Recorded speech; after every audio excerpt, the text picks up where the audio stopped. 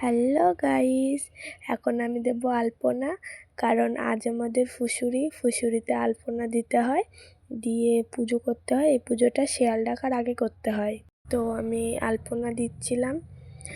আর এখানে আমাদের এই গরু আঁকাতে হয় বাড়িতে ঢোকার রাস্তাগুলোতে। তো সামনে পিছনে গরু আঁকাচ্ছিলাম, দুটো করে গরুর ঘর দিয়ে হচ্ছে পুচকেটা ঘুরে বেড়াচ্ছে, ও আলপনা দেবে।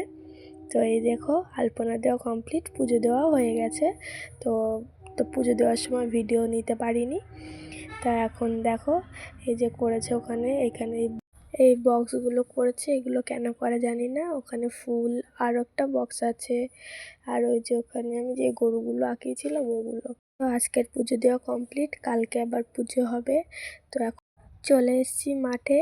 এই তো ফুলকপি, কালীগেঁদা, মটরের শাক, ওদিকে টমেটোও ছিল। তো যাই গিয়ে ফুলগুলো নিয়ে আসি, আর কালকে তোমাদের দেখাবো পুজো আর কুমির বানানো। তো আজকের মতো টাটা।